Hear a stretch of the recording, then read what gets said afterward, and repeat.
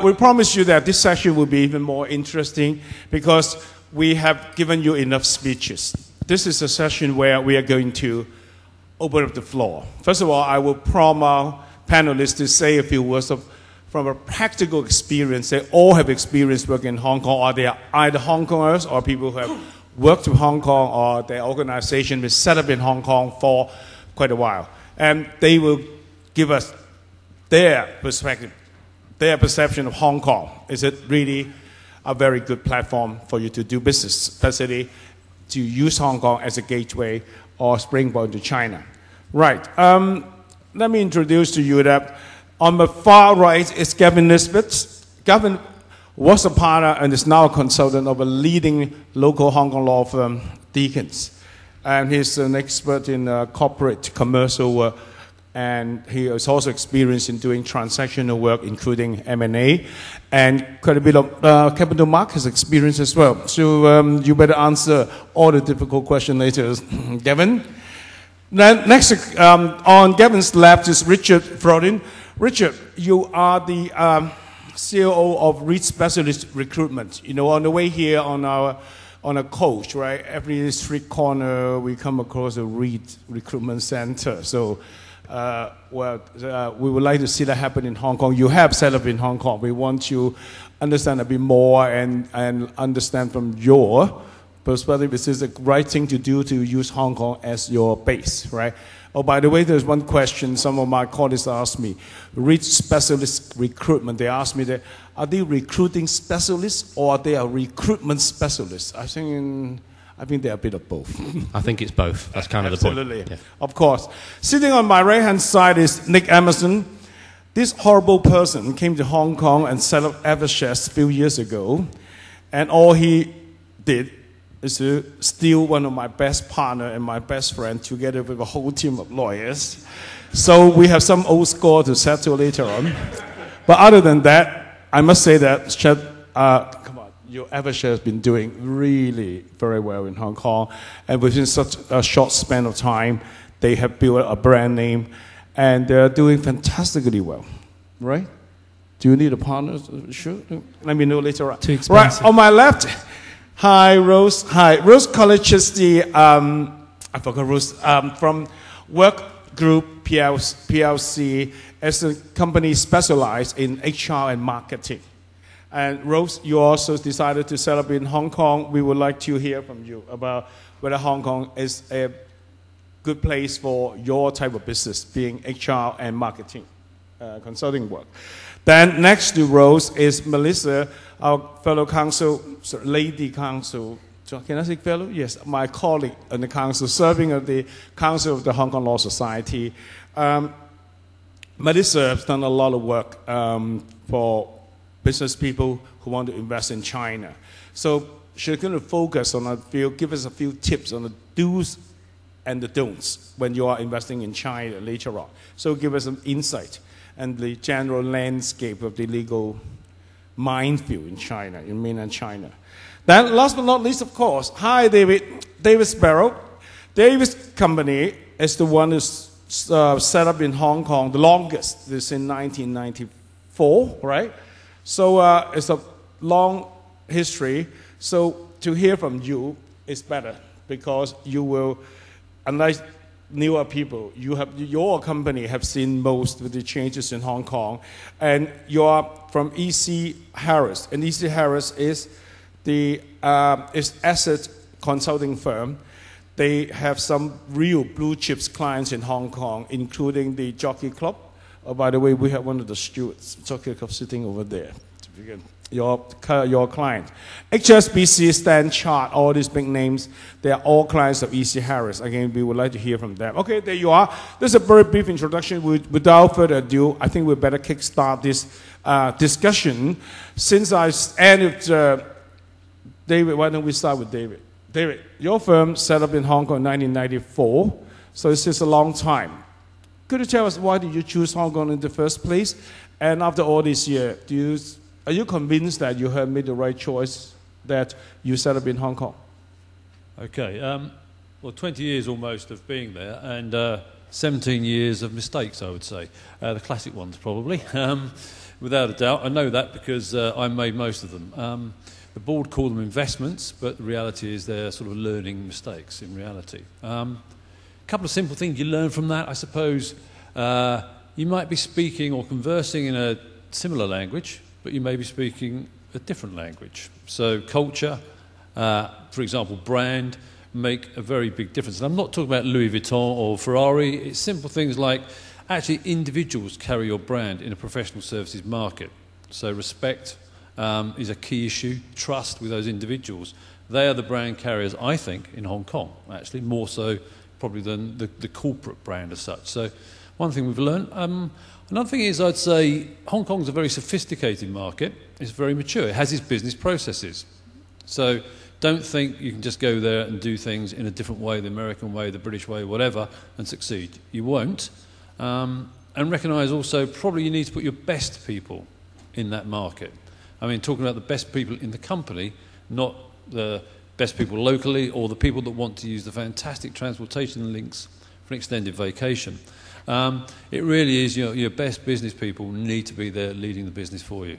I think they're probably a couple of things I've learned anyway. Thanks, David. Hi, Rose. What about you? Your firm, World Group PLC, is relatively newer in Hong Kong. What do you say? Do you agree that Hong Kong probably a sophisticated place for HR marketing business? I agree. I agree very much with what David has said about people. I mean, from two perspectives, we're an organisation specialising in helping organisations attract staff to their businesses and retain those staff. So the emphasis on the personal brand and talent is very, very strong for the whole region. But from our point of view, we moved out, not perhaps at the best time economically, July 2008, but it was a great time for us to get to know the market and to understand the landscape. And again, we had some great ideas about how to set the business up, what processes we might use, how we would take our message to market.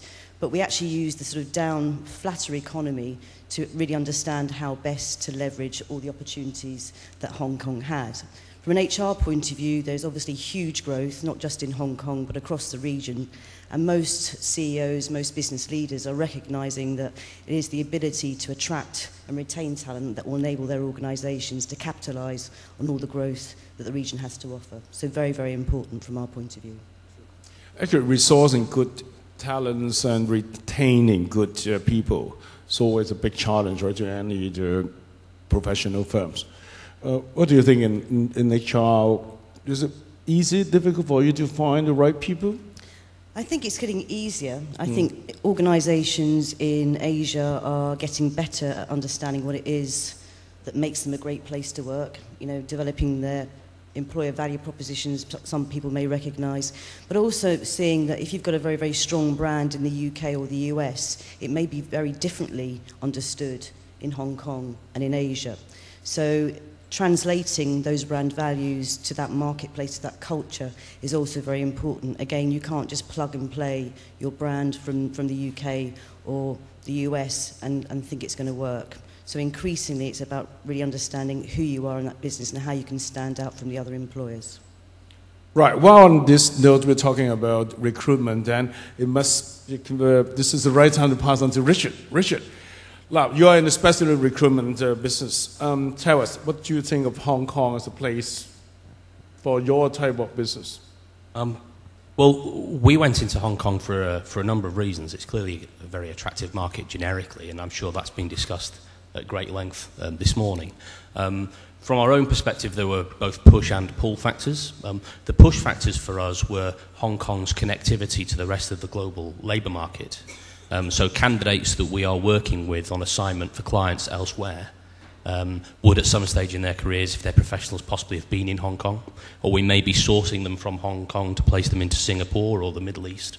So there were push factors there from a synergy perspective, and also our client base, Hong Kong being such a global place to do business, many clients that we had elsewhere were also in Hong Kong. So there were factors that were sort of pushing us almost, not against our will, but even if our will had been set against it, pushing us into Hong Kong, which I think reiterates its connectivity to the global market. In terms of pull factors, there are clearly attractive elements to Hong Kong for us as well as a recruitment services provider, in that the market itself is a positive economic market. It's fast-growing, it's dynamic, but it's also very open. So people are open to new ideas, people will make decisions relatively quickly, people are open to working with new people. So it's not a closed business community where you need to have worked with and known people for 2, 3, 4 years to start to do business with them. It's an open market. And then, of course, secondly, from a medium-term perspective, it's a great market to learn about China and then ultimately go into China. And I'm sure we'll come on to discuss that later on.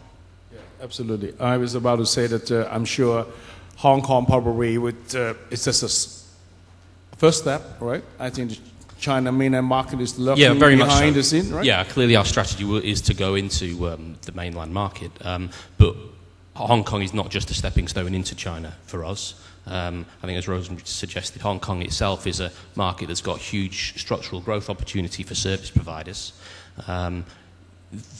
Some of our products and services are underutilised in that market compared to other markets. Just by way of example, we've probably got the best part of 1,000 consultants within London.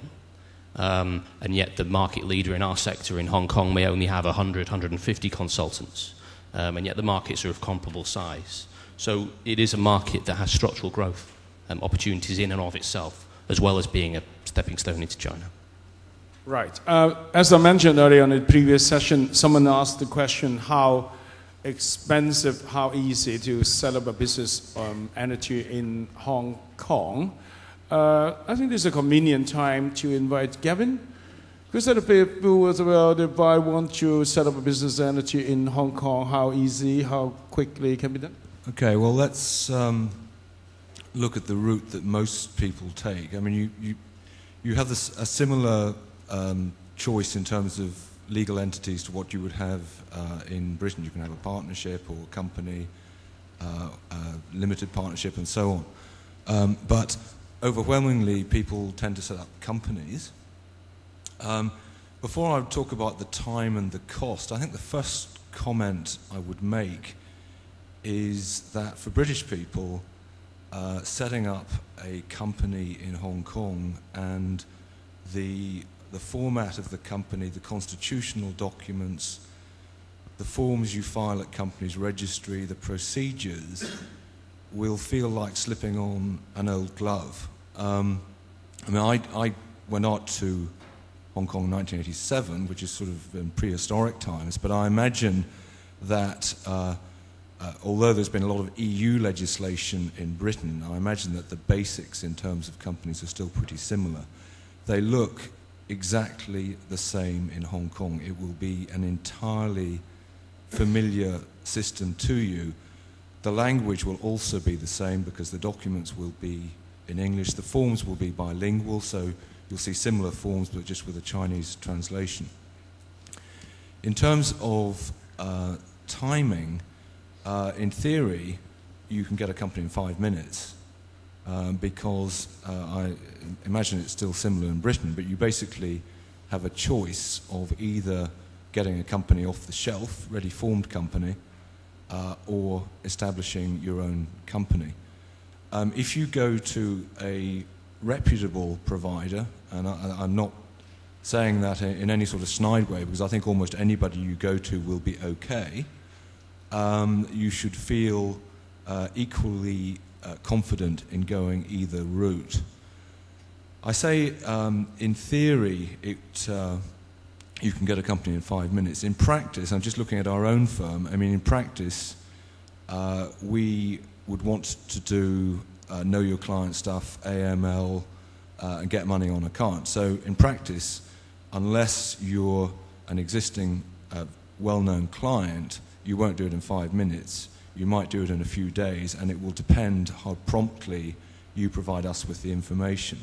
If you want to incorporate your own company, I believe the company's registry, once you've filed the documents, which will be similar to the UK, you put in your, subscribe to your memorandum and articles, put in your forms, and I believe the company's registry with e-filing now will get back to you within 4 working days.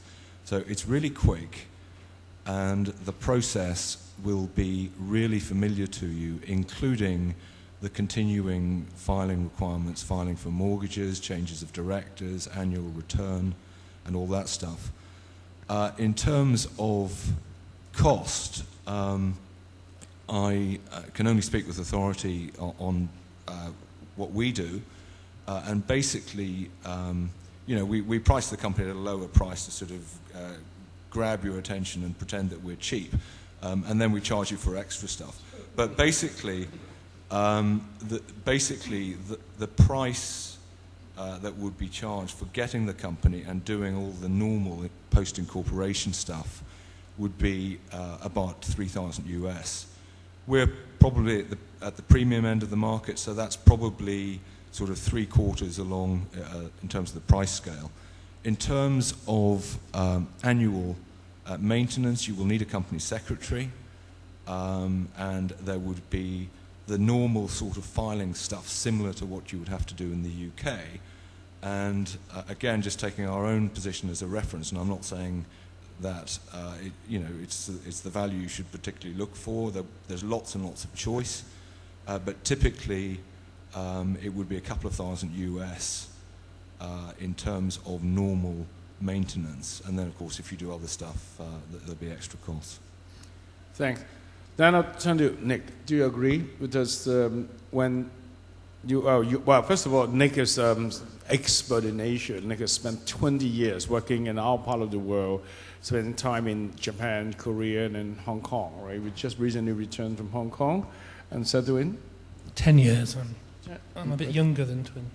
Oh, really? Oh, okay, right, okay. Yeah, my receptionist in Shanghai said, "You look younger because you're fat." So. Oh, really? Yes. Okay. Right, that's partly because of Christina, I can tell you. Yeah. Nick, when Eversheds first decided to settle in Hong Kong, is it because just you need one more flag on the map, or you think there are real business opportunities there for foreign law firms in Hong Kong? Yeah. And how difficult and how easy you find when you set up your Eversheds office in Hong Kong? Yeah, unusually for a law firm, we actually started off in Shanghai. That was our first office in 2006. And that worked well, and obviously Shanghai is a very important centre. But we soon realised that we did need a presence in Hong Kong. A lot of our deals had a Hong Kong presence, had a Hong Kong element, there was a finance element to a lot of our deals, and it soon became inevitable that we would end up in Hong Kong, which we did. As for Hong Kong and setting up, the key person to hire is a good office manager. There are several hoops and loops to go through, especially setting up as a law firm, because you have to set up in a dual way. You have to set up, first of all, as a registered law firm, foreign law firm, and with that you liaise with the Law Society, and they're a good regulator, and there are good people at the Law Society, and it's good to get an office manager who dialogues with them regularly. And then, of course, what we did as well, we took a very good guy from Huen's firm called Stephen Mock, and he set up a firm called Stephen Mock & Co. With a team from Huen's law firm, and we are now in association with Stephen Mock & Co. And I believe after about 3 years we can actually merge the two firms together and have one firm. So we share offices at the moment. So the key hire really was Stephen Mock and getting that firm set up. The other key hire was a good office manager. We also hired a guy called Nick Seddon from DLA. He was the head of Asia for DLA, and he sits in our Eversheds branch that's linked directly to the UK. It is in association with Stephen Mock & Co. And Nick bought about 5 partners across from DLA that entered Stephen Mock & Co. My personal role there was to hold the license for the UK, because you need a partner of 2 years standing in the LLP to hold the branch office license. So I went and did that, and it was relatively easy. It took time. I think you have to manage expectations back at head office. You do have to get premises, the right premises. You're also building a brand, and you've got to do the right things in respect of the brand. But it did take time, but it was worthwhile. And you know, the Law Society were very good, Hong Kong Invest were very good, and there's a lot of people there to help you. Good, Nick. Thank you very much. Thank you for. Yeah, the Law Society be very helpful all the time. We really will welcome more law firms to come to Hong Kong to make Hong Kong real legal center in the region. We are actually proud of that. In Mr. President's presentation, I think he already mentioned that of the M100 law firm, according to turnovers, 63 of the top 100 law firms in the world have all set up in Hong Kong, and of which 40-ish out of the 63 have actually localized and become Hong Kong firms. So Eversheds is now Hong Kong firm in Hong Kong, right? You have done your 3 years? Yeah, one more year. One more year, all right, okay then. By the way, your Shanghai office, you said that you also poached one of my guys. But again, more score. You're going to buy me 2 pints of bitter after this. Now, I want to turn back to David. David, to go back. After all this year, since you first set up in Hong Kong in 1994, when you look back, if you did not choose Hong Kong, where else would you have chosen? We're in about 7 countries in the region, and including 3 offices in mainland China. When we first set up, it was quite interesting. We treated the region as a series of jam jar countries. So Singapore immediately began to compete with our Hong Kong office. Quite interesting. Oil centre, of course, and so on and so forth. But Hong Kong was much stronger, and the client base, the key client base, is really located in Hong Kong.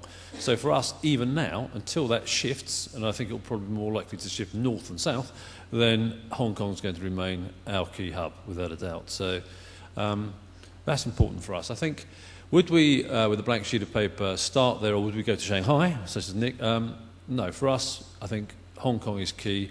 The locals, and we try and localise our business as quickly as we can. And again, we've made mistakes there.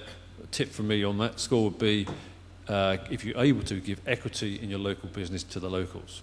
Otherwise, you might find them competing with you once they've learned all your tricks in a few years' time. Naturally. But nevertheless, I think so. I think we try and localise our business, and the skill base in Hong Kong is very positive, very strong. It's good. Okay, now we have to change this topic slightly, although, as Richard mentioned early on, that REIT specialist recruitment set up in Hong Kong, and there's a reason to be in Hong Kong. Still, you cannot deny the fact that China is still, all right, one step, after that. Then we now come into China. We now have Melissa. Like a lot of other investors from overseas, when they first want to invest in China, a lot of them like to do that via Hong Kong. They want to come through Hong Kong, need Hong Kong lawyers to hold their hands, and then move into China. So as a lawyer in Hong Kong, Melissa, how you advise your client of things that you should watch out, the do's and don'ts in doing business in China? Could you give it a very brief? Yeah.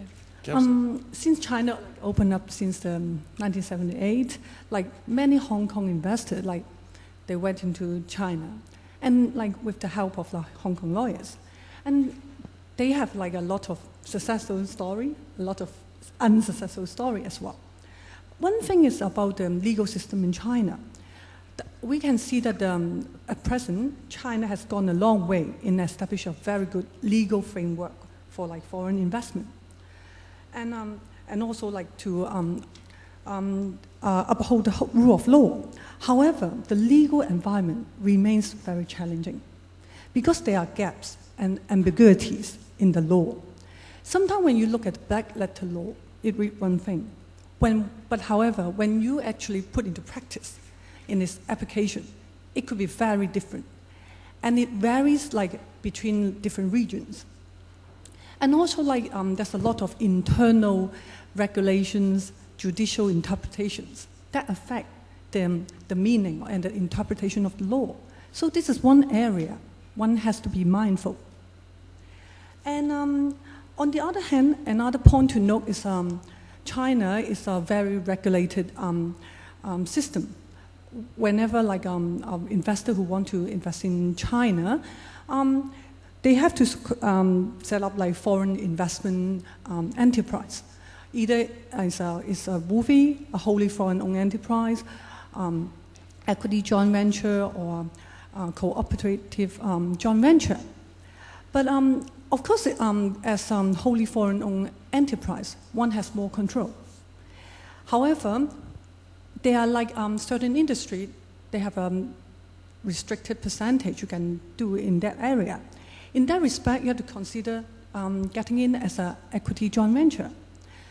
Then you have to make sure you get the right partner. This is like a marriage.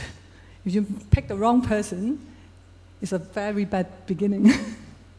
But like you have to consider doing a very good due diligence with your partner, and also like the market knowledge they have, the assistance they can render to your business. So, I mean, this is beyond law, but this is a very important point to take note of. Another aspect that's actually quite interesting is about the company's legal rep. When we look at the company's law in China, it's very comprehensive. But we have to be aware the legal rep in China is a lot more powerful than the one we can perceive in like Hong Kong or in under English law. Because the legal rep in China with the common seal on hand, they are very powerful. They can virtually do everything. And there's a lot of litigation going on about how one can sort of sack their legal rep. And maybe another point to note is about the time limitation. Because like from a common law background, under contract, we always think time limitation would be 6 years under contract. But under China law, most things, the time limitation would be 2 years. So if you don't act fast or get the proper good legal advice, you might miss the timeline. Yeah, it's just a few points to note. Thank you. Thank you very much, Melissa. Yes, the legal representative bit is most interesting indeed. Just for your information, in mainland China, they also have managing director. Of course, you have the board of directors, and then you have the manager. You can have the financial controller. But there is also one animal which is strange to our ears. It's called a legal representative, especially for foreign companies there. So they want you to name a local person to be based in that locality, and that person is called the legal representative. The two words suggest that that's the only person the government recognizes will represent your company legally. And normally you will hire a local person to be the legal representative because probably your senior people, especially when you are at the very early stage, you don't want to send very senior people to that little small area somewhere in far back of China. For example, you get a local person to be legal representative. But once you appointed that person, you have to make sure that person will stay there. And if he or she is not performing well, not up to scratch, up to the standard you require, you want to get rid of the person, I think you better do it very carefully. Because in China, they only recognize the legal representative who will have a special certificate issued to him or her. And most important of all, in mainland China, they only believe in the chops. I have to explain what a chop is to my American clients many times. He spelled it C-H-O-P. What is chop? It's a stamp. It's a name. Chop is a stamp. Basically, in China, they don't trust anyone's face. They don't trust anyone's signature. They trust a chop there. And the chop is always kept by the legal representative. And you send an email to your local representative. Well, dear John, we have enough of you. You're not actually contributing. The business is not getting anywhere. I think it's about time you should move on.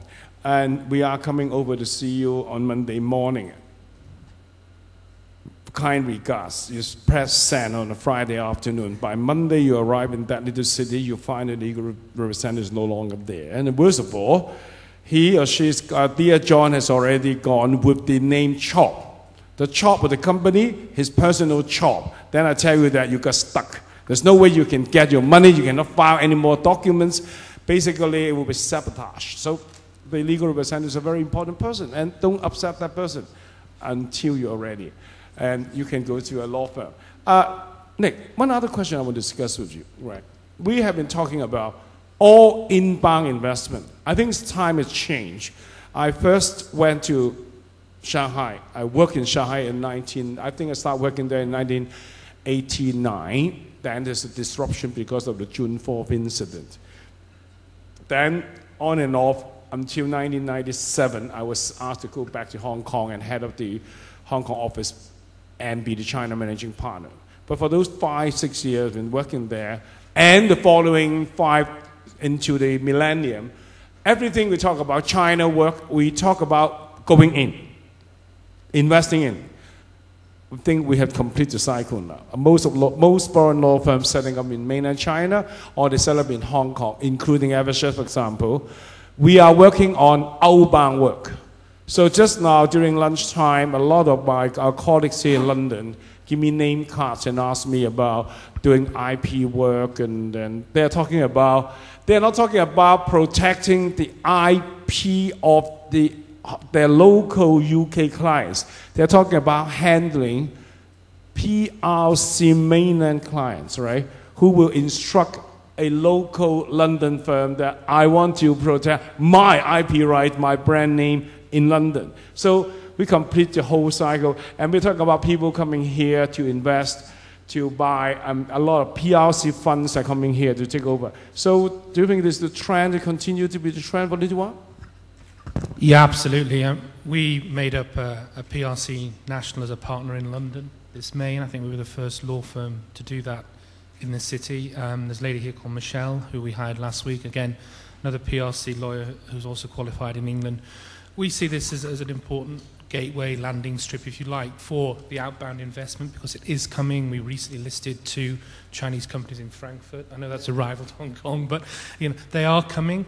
And the key question, I think, for Hong Kong is whether it is the stepping stone for those outbound investors. And it looks as though it is, because such a lot of Chinese companies have gone to Hong Kong to IPO, and we saw the figures earlier on. A lot of state-owned enterprises are setting up offices, I believe, in Hong Kong as well. So Hong Kong is key to that. And it is a gateway, if you like, the other way, where China can look out onto the world and get experience in dealing with foreigners. And yes, the outbound investment is the most exciting part, I think, of the next 20 years. Absolutely. I think the time has moved on that we... Okay, right. I think we would just have to end here among the discussion among the panelists. We should now open the floor, right, for questions from people on the floor. Any question, anything at all about investing in Hong Kong, or for that matter, investing in China? Any legal questions, any practical questions? We have people who have experience in doing business in mainland. Please. Yeah. Hi, Brian Wake, Freeth Cartwright, Manchester. I'm the one that was responsible for the have you got any medium-sized firms who might like to talk to us? Hi, you're Brian, right? Yes, yeah, from Tin Song, my Chinese name. But Gavin, if you think you are prehistoric, when I was sitting in Deacon's offices in 1974, my dad used to work there, I've no idea what came before prehistoric, but I'm there. Really, it was interesting because I decided to make the decision not to go back to Hong Kong to work, and worked in various firms, including industry here. And I'm now with a firm that is really across the Midlands and the Northwest. General commercial firm. I mean, we can do AIM listings, and we can do an immigration problem for a student coming from China. And the reason I'm here is that I felt, and the last question really was quite interesting about the outbound investment, because we recently, along with UKTI, met a delegation from Shanghai who were very interested, and I sat next to a very nice gentleman with an open neck shirt who was chatting to me until the lady across who was organising said, "Do you realise he is a billionaire, not a millionaire, a billionaire?" And they were looking to invest in the UK, and they were doing a tour. Really, in terms of a question, what I wanted to ask was, the reason I asked about medium-sized firms was, is there a perception that to get to the UK, if you like, you have to go through London? We have a London office, but it doesn't have to be, because the amount of business that I see being done between the Northwest, the Midlands, and the Far East and China, both ways, is really quite phenomenal. And I mean, one of the problems we face is that we don't have a direct air link. You can't fly from Manchester to Hong Kong direct. You used to be able to. And I asked the Cathay Pacific guy here why not. But I mean, is that, because that is the main interest really, in terms of what is the perception of being able to do business with law firms outside London, because obviously the major firms, the Eversheds, have got offices around the country, but also through London. And I know Deakins has made the decision to be, in the Far East, but there must be a plethora of other work that needs servicing that at the moment is falling through a black hole. Well, let me tell him the first thing is that he should have followed Crohn's, and he was his father. Look at what happened to your Deakins partners, doing so well. Oh, thank you, Huen. I'm glad that's how your comment ended. I thought the punchline was going to be that the billionaire was the Deakins partner, but let me give my perspective on that, because I visit lots of law firms overseas, and obviously my purpose is similar to your purpose. I'm looking for referrals inward, and what I say, which is actually the truth, is that we, along with several of my colleagues here, are basically, regarded as strong domestic firms. So if our clients are sophisticated enough to be doing stuff overseas, they probably won't naturally ask us. But if you look at the last 20 years, 99%, or maybe more than that, of the capital flows have been in towards China and Hong Kong. That is now going to flow out, and service providers outside China, Hong Kong, are obviously grasping with this nebulous problem of how do I attack this market. I can only give you my perspective on this, which is that on the rare occasions that people ask us about the UK, because they normally just think of us as Hong Kong and wouldn't typically ask us, from my perspective, it's horses for courses, because if you've got something, say, in Lancashire, you don't want to go to a London law firm for that, unless it's something that a Lancashire firm couldn't handle, which most of the case would not be the case.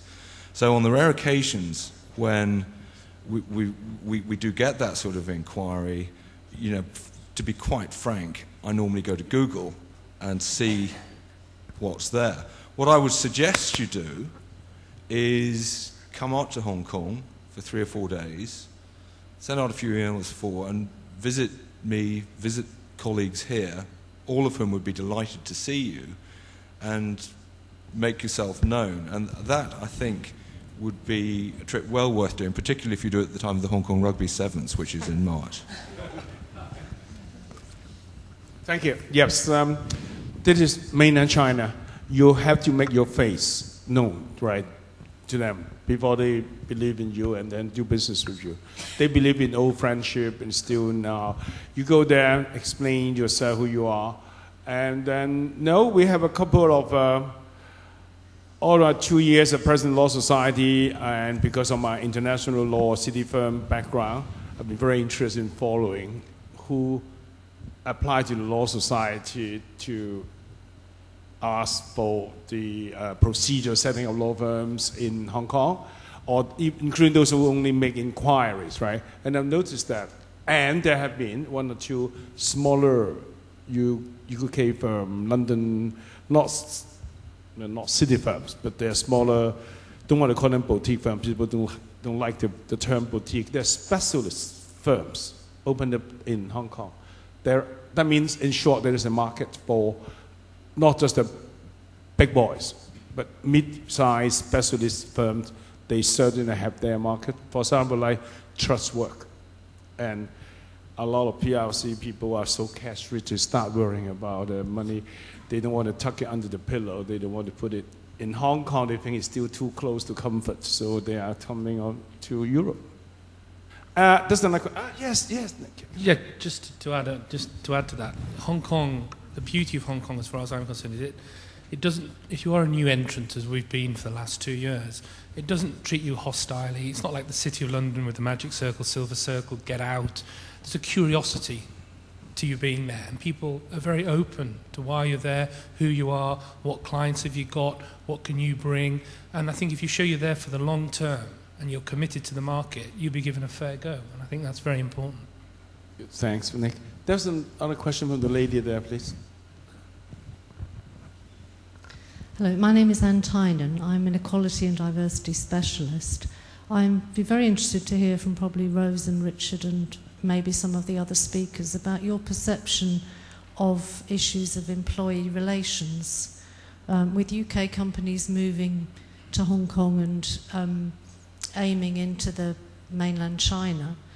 Somebody this morning mentioned about a new minimum wage, and I'd be just interested in the challenges on that. I'm quite intrigued for if you're working more and more with mainlanders and with UK companies with their used to diversity of policies, how you see that within a mainland environment. I can see the question best answered both by Rose and Richard, but lady first, Rose. From an HR perspective in Hong Kong. I think generally diversity is a different challenge for Hong Kong and mainland China. Some of the challenges that UK businesses have got around females and gender simply don't exist. For example, in the area of engineering, it's not as much of an issue getting females to go to do engineering degrees, that kind of thing. So again, I think it's a question of targeting and looking at the bespoke problems of the region as opposed to having one global diversity kind of challenge. I think there is more openness. I think I was quite surprised. Like, Hong Kong is very much like the UK in terms of what it owes its staff and what it's prepared to communicate to its staff, and I think that demand from staff is getting greater and greater. When we talk to organisations who are recruiting predominantly in the mainland, in places like Shanghai, we have to encourage them to work with their staff and to see it as a much more two-way contract between employer and employee, as opposed to the employer always wearing the shoes and telling people what to do. So I think mainland China's got further to go, but Hong Kong is catching up very much with Western policy as far as diversity is concerned. Not without challenges, though, Rosa, because the Law Society has, we have attempted to persuade our member firms to adopt a diversity policy, and then only to find that 90% of law firms in Hong Kong, exactly 90% of Hong Kong law firms, are firms with less than fewer than 5 partners. So they all consider SMEs, small and mid-sized enterprises. It would be difficult for them to maintain a ratio. They just say, look, we don't want to try to comply with diversity for the sake of complying, right? Because, all right, if I have to hire a colored person, it will be difficult to do that in Hong Kong if you only have about 5 employees, right? And then, as to male and female, don't worry, we have a reverse discrimination now. We have 85% of our law graduates being female. We always have to find 1 or 2. Please give me a boy because of IPO work, right? And then my HR person, do you have a problem with having ladies? I say, no, I don't mean that. But we can't have 8 recruits, 8 trainees, all ladies. Can I have one man? Sorry, all the good ones are girls. Shut up, or you'll be facing some problem. Richard, what do you think about other aspects of HR employees, employment related? The minimum wage is only recently introduced in Hong Kong. Yes, I would say from our perspective, we're operating at the sort of mid to senior professional end of the labour market, so we're not really coming up against questions around minimum wage and worker rights, etc. at that space. Coming to the diversity point, what I would say is Hong Kong is a very meritocratic labour market and economy, so that lends itself to diversity because employers just want to promote and advance and hire people that they think are going to add and create value. And we see that all of the time in Hong Kong. Clearly, as Rosemary said, mainland China is perhaps slightly different. You know, marketisation still needs to, flow through and set in. But again, the profit motive and the growth motive is there, so that will, I think, almost inexorably follow. And the market will probably create that more than legislation or rules and regulations, I would say. Sure. Yes, and in mainland, I have given several lectures to local bigger enterprises, touching on the diversity and non-discrimination. These are related topics. Funny enough, they are very amenable to all these new ideas. They all understand. They understand this social corporate responsibility concept, etc. They are getting there. As because they're richer and they get bigger, they also learn about all this new concept, global concept.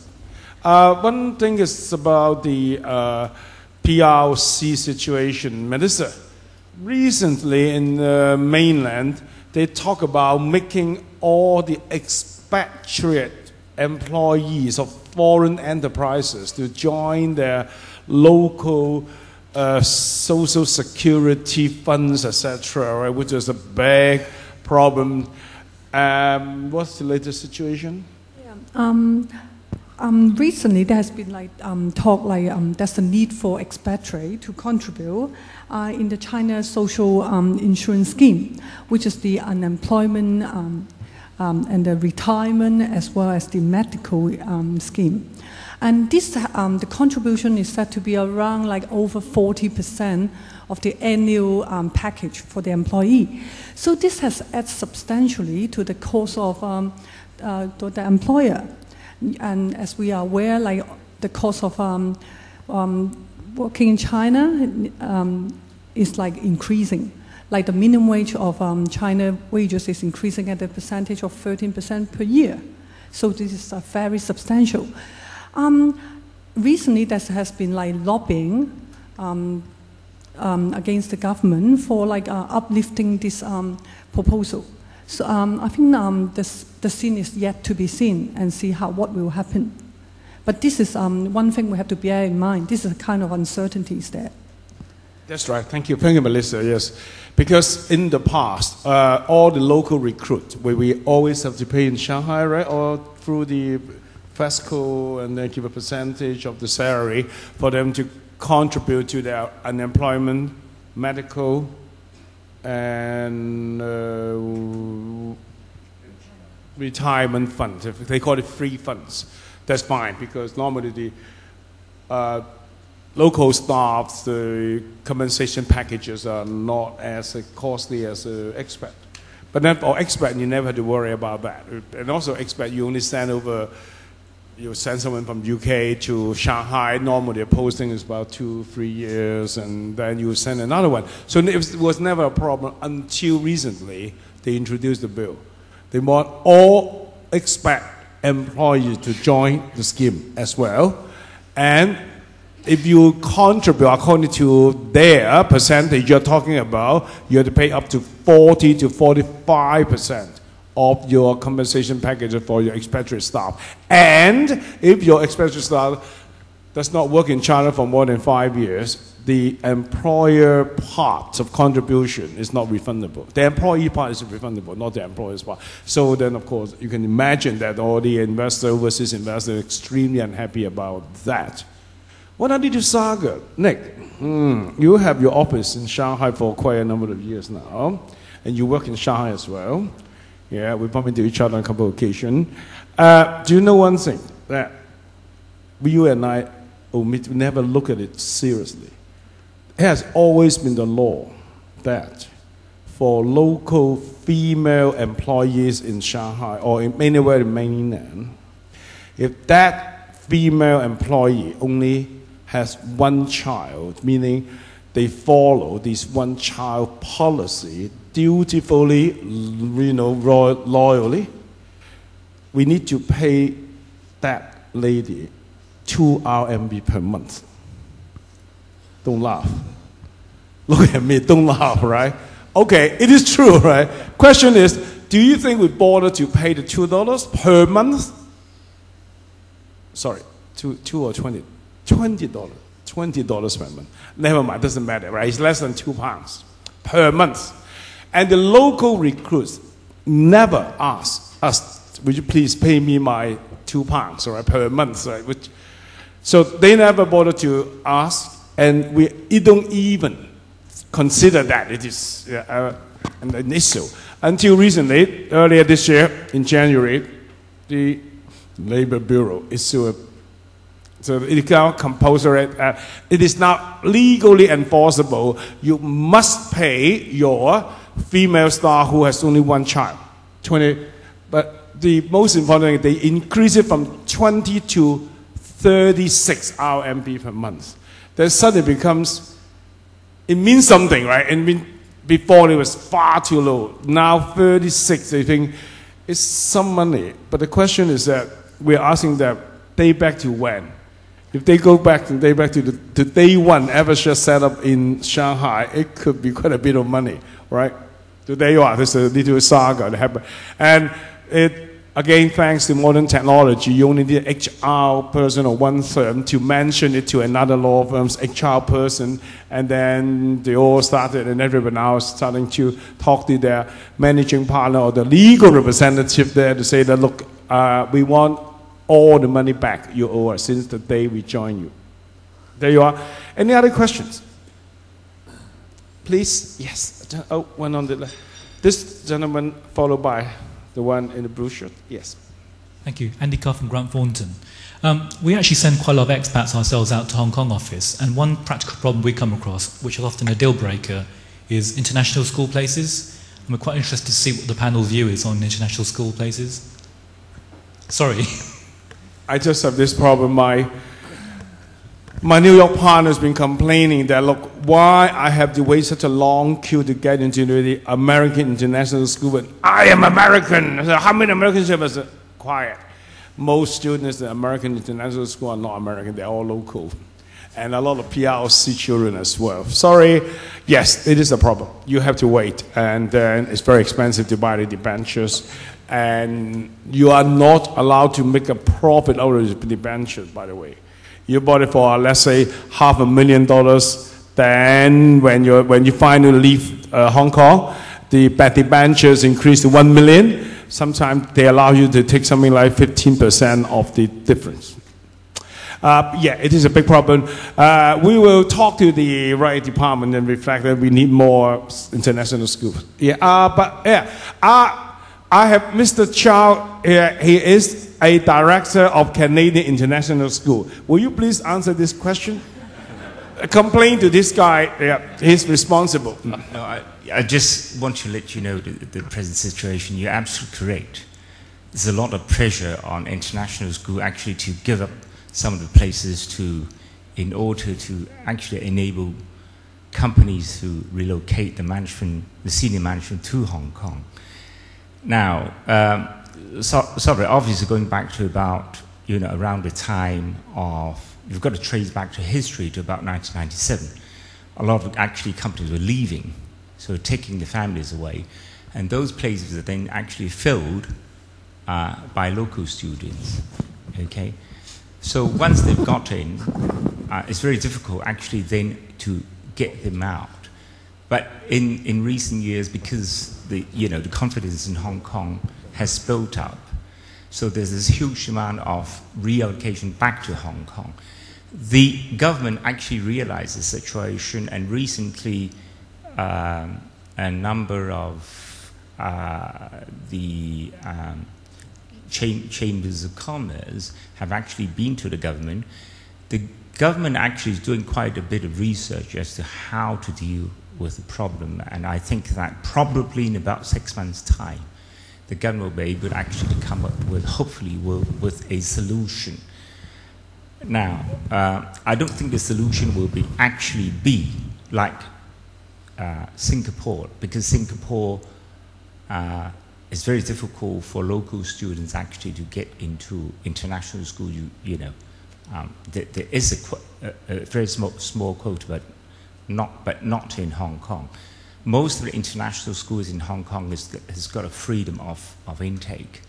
So the Hong Kong government actually cannot then force them to give up, to actually assign a certain quota. But the government actually is looking into that problem, and recently they've been actually visiting international school and also find other alternatives to solve the problem. And hopefully this problem will be solved, very soon, because otherwise that's going to actually, deter a lot of big companies from actually going to Hong Kong. Suffice to say, this problem is being looked into urgently, and hopefully there'll be a solution for that. Thanks. Thank you. Thank you, Anthony. Just another question to direct, please. Yes. Chairman. My name is Steve Went. I'm the managing director of a group of specialist recruitment companies. So, as far as the panel is concerned, this question is directed principally in Richard's direction.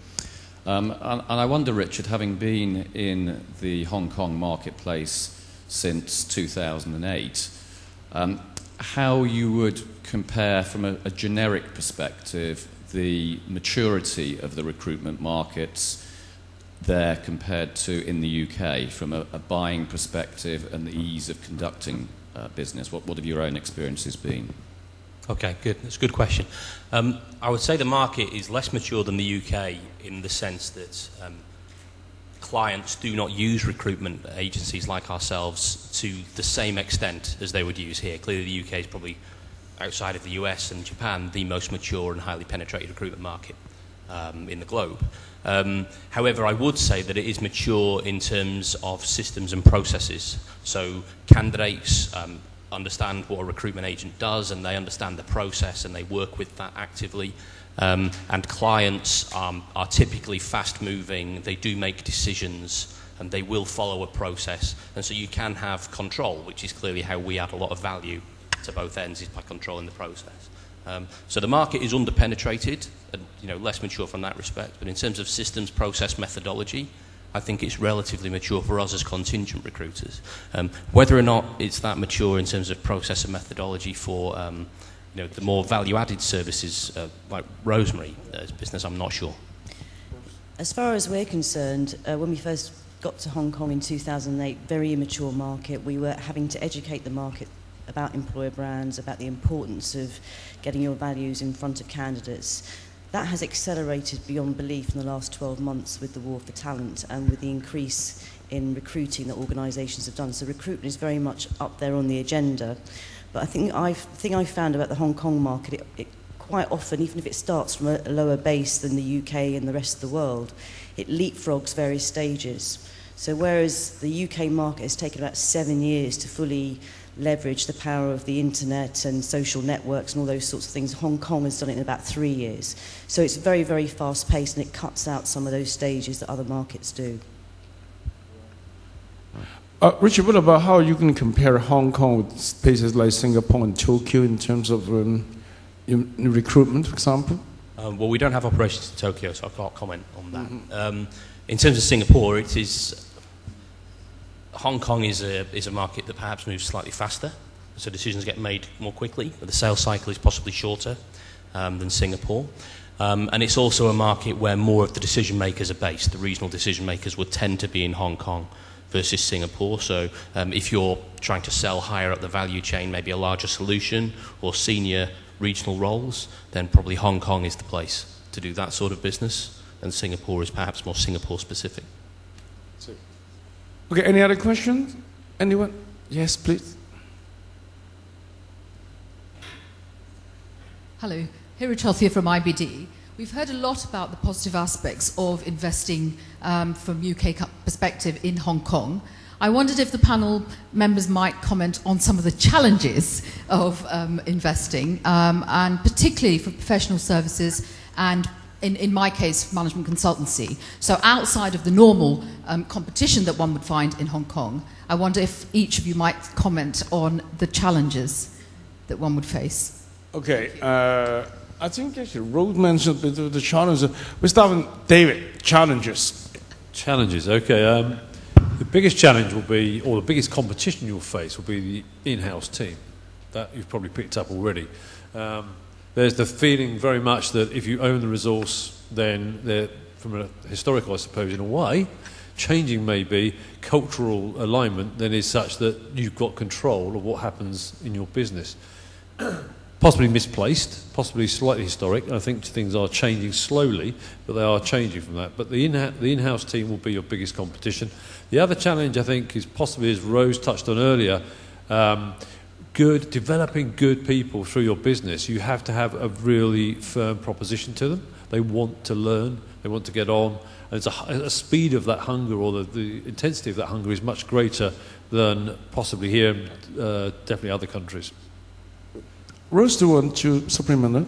Yeah, I would just echo some of that. I mean, I was quite surprised. In the UK market, if you look at a CV, spending time in any one particular organisation is seen as a good thing. 2 or 3 years, don't job hop too much. We found complete reverse. People moving after a year, after they've got their salary increase, being very happy to move from organisation to organisation. And obviously, once that person goes, you lose all the knowledge and the talent that you've invested in. So getting and retaining staff, I think, is a key challenge in Hong Kong with the competition. Yeah, I believe so. Nick? Yeah, I worked in Japan for many years, and there's no way you can be a Japanese lawyer, really, unless you sit all the exams in Japanese. As the president of the Law Society said, sitting the exams in Hong Kong is easier, and I became a Hong Kong lawyer, but I had to sit one exam, and that was the property exam in Hong Kong, and I'm a corporate lawyer, and I've been a corporate lawyer for 20 years, so having to study Hong Kong property law was quite good fun, but that was my challenge. Yes.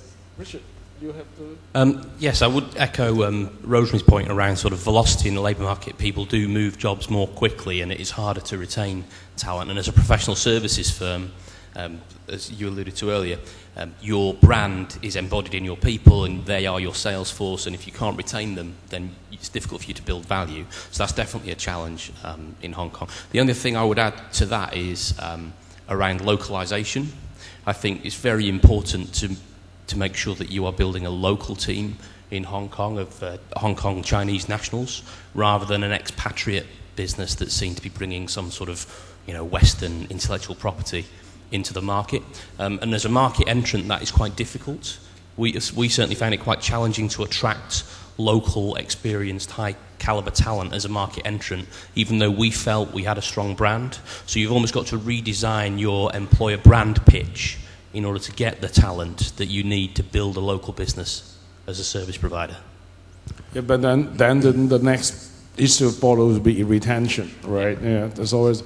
Gavin, from a Hong Konger's perspective, what do you think? Well, I probably only really comment on the legal market, which is obviously very crowded. I mean, from my own perspective, I'm definitely a sort of glass half full guy, because I originally was doing corporate finance when I got to Hong Kong, and there were probably 6 firms at that time doing it, of which 2 were dominant.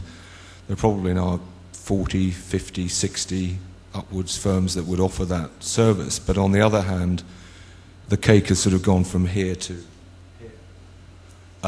So I think the sort of open door policy has actually been quite far-sighted in really establishing Hong Kong as a financial centre. That being said, obviously with that number of firms there, it's really tough to make an impact. And also, if you do go and make an impact, and you then get your clients routed to that office, what do you do if that person up sticks and goes to another firm? So you've got to sort of definitely get the right people, and hopefully try and cover the loyalty end as well.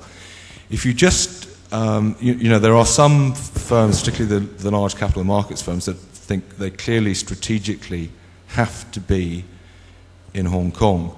If you're not in that league, I think you have to think very, very carefully about why you want to do it.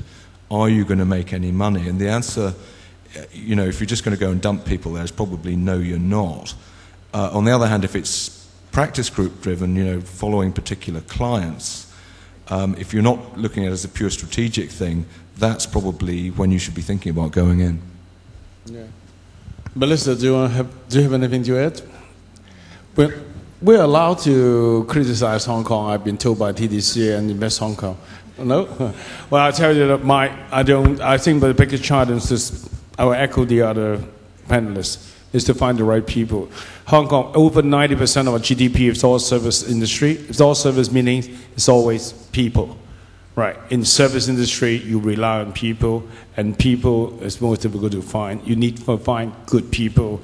Don't rush into Hong Kong just to set up something and then find someone, by 1 or 2, a man and a dog, and then hopefully something magical will happen. No, you need to find the right people, and you pay the right money, and you keep that person or that team. That's the way to start.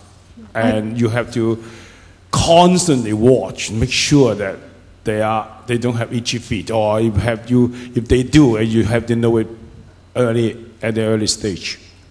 Yeah. Just one thing. But now you have something to say, right? Yeah. Okay. Because like at the moment, like for Hong Kong people, because the environment is so dynamic, it's ever changing. So whenever you recruit someone, give them the vision, so they know where they're heading to, so they have more loyalty to the company. That's very important. That's besides money. They need to know where they're heading to. Just one question in the back, please. Could you tell us, please, each of the panel, how long it took you to get your money back on your investment in your Hong Kong office? Start from. Well, it's a bit of a trade secret here. I don't know whether my panelists are willing to disclose that. That doesn't apply to. I think in our case it was. In our case, about 150 years. It was about 1853. But. Yeah, exactly. That's the case in Deacons. Richard, no, you don't have to answer this sort of.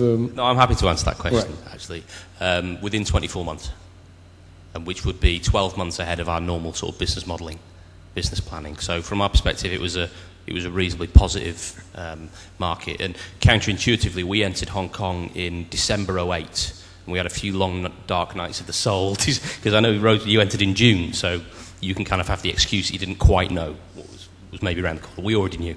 But Hong Kong is a market that I would say has got there was a football manager called Ian Dowie who invented this concept of bounce back ability.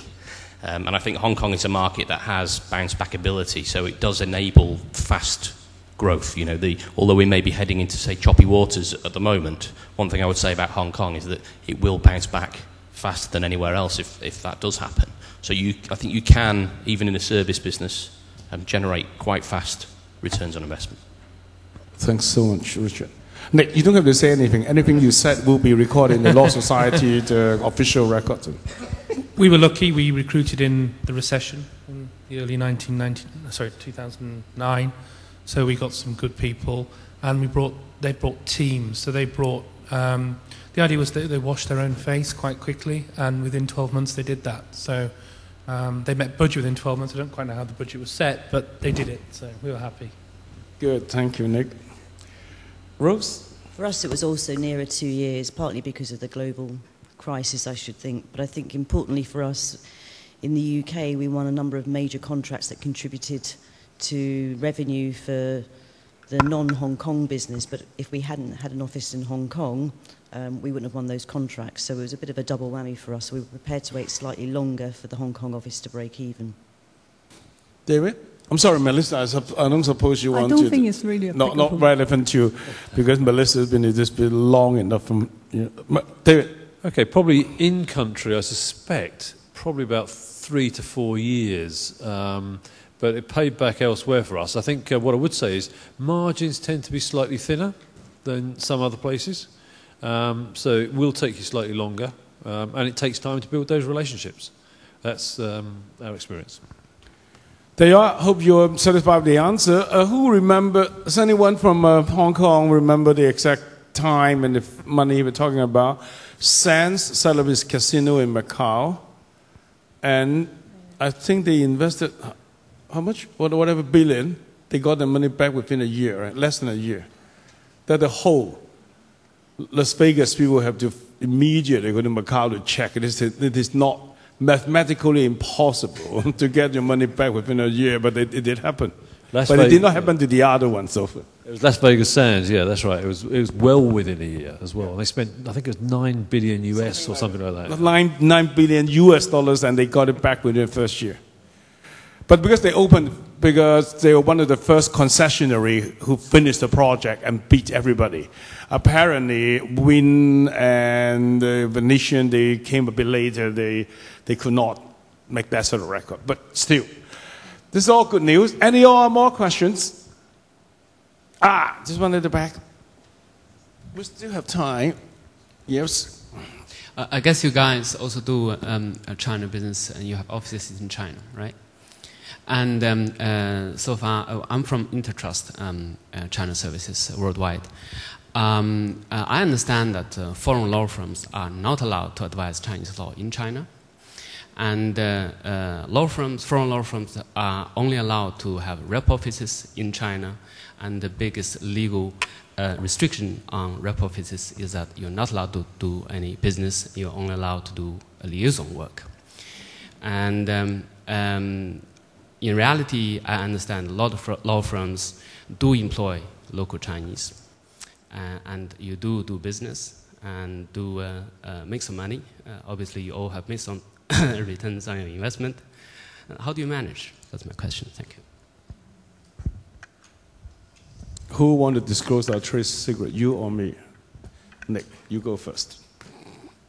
Yeah, we do hire Chinese lawyers, but they have to surrender their practicing certificate before they join us. So they're not technically Chinese lawyers anymore.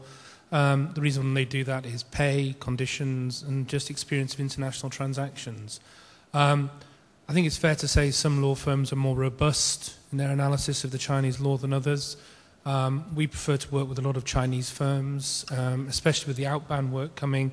We find working with Chinese lawyers very rewarding because they've got access to the clients. And so increasingly we're mainly working with Chinese lawyers. We have an office of about 20 in Shanghai. We've just now become eligible to open a second office in Beijing, so we're going to do that.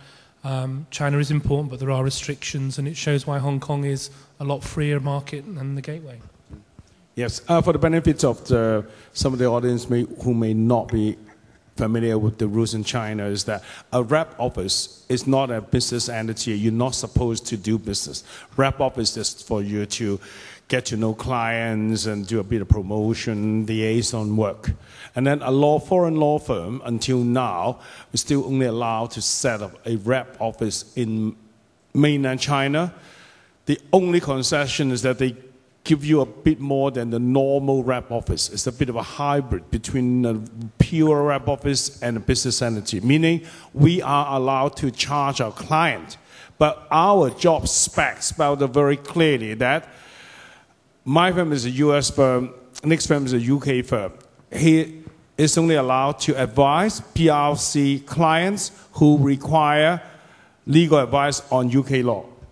And I can only offer US legal advice to clients who walk through the door into a room. Then, in the past, most of the time, your job comes from your overseas clients, your home-based client here in the UK or in the US, and they go into China, they need you to hold their hands. The last thing they need is your legal advice back in their home jurisdiction. They want legal advice or advice on the legal sort of related matters in mainland.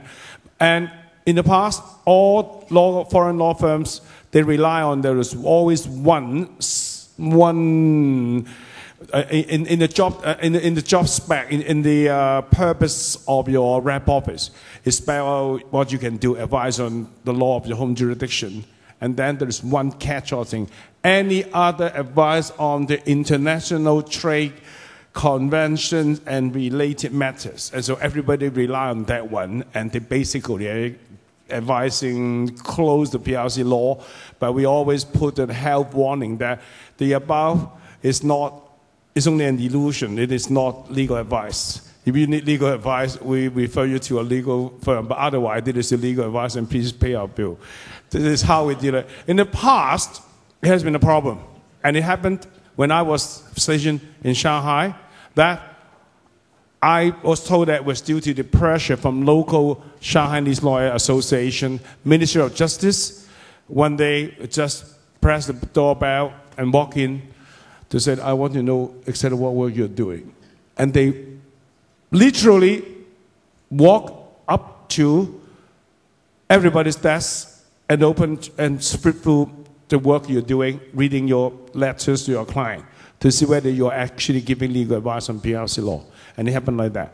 But they only do it once in a blue moon, apparently, is when they're under extreme pressure from the local lawyer association. That's number one.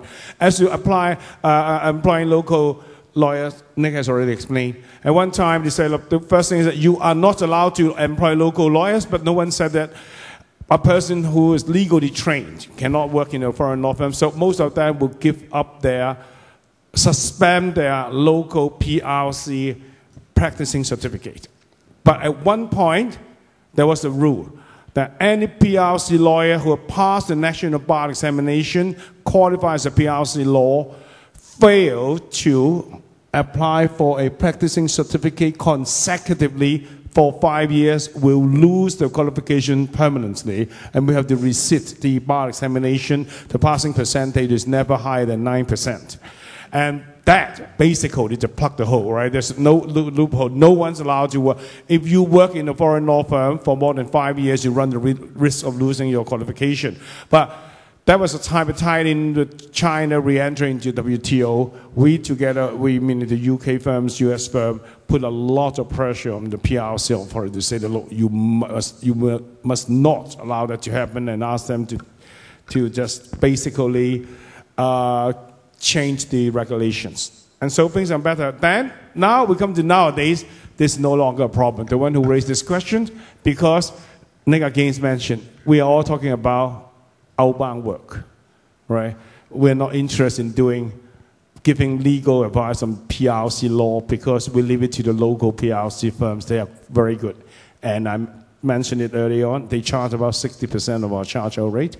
We don't want to compete with the local law firms. So we're quite happy to allow them to do what they are much better, much more sophisticated as a lawyer compared with 20 years ago, and they are a bit cheaper than us. Fine, because we are interested in their outbound work. When you're doing outbound work, finally, we are really advising PRC clients on US law.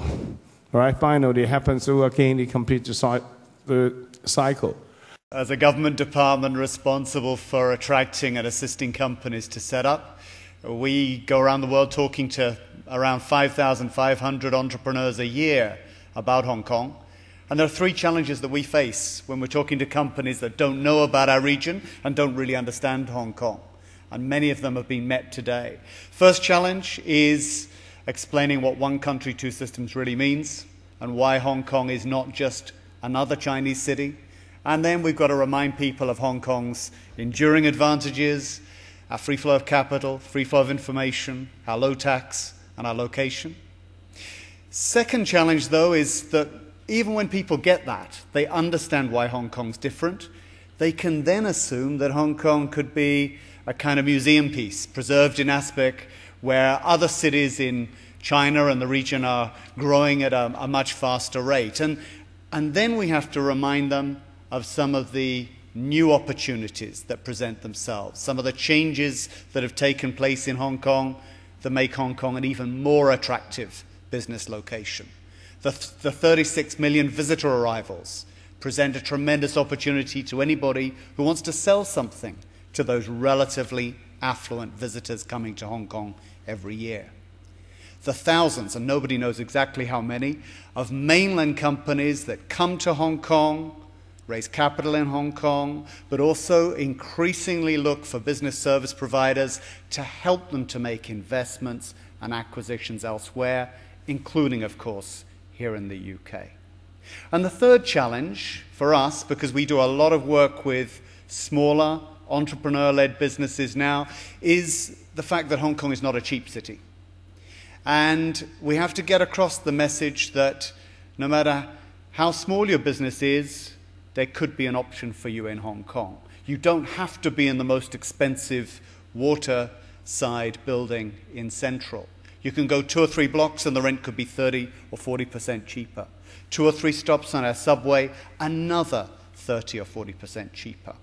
And most of the entrepreneurs that we help set up start off in business centers, and a business center in Hong Kong is more or less the same price as a business center in London or Shanghai or Singapore. So those shouldn't be barriers once you actually come and take a look. Now, I remember back in the 90s, there was a rather unflattering description of British businessmen moving to Hong Kong. They called them filth. Failed in London, try Hong Kong. I'd like to turn that around a little bit and say succeeded in London, tried Hong Kong. So SILF is a preferred term for us at Invest Hong Kong. And when it comes to providing support, again, I'd like to quote somebody else. I'd like to quote Ronald Reagan. Ronald Reagan said that the 8 most chilling words in the English language were, "We're from the government and we're here to help." conquer your fear. Invest Hong Kong is a government department. We are from the government, but we really would like to help. So let us know if we can provide you with support and help you to set up in Hong Kong.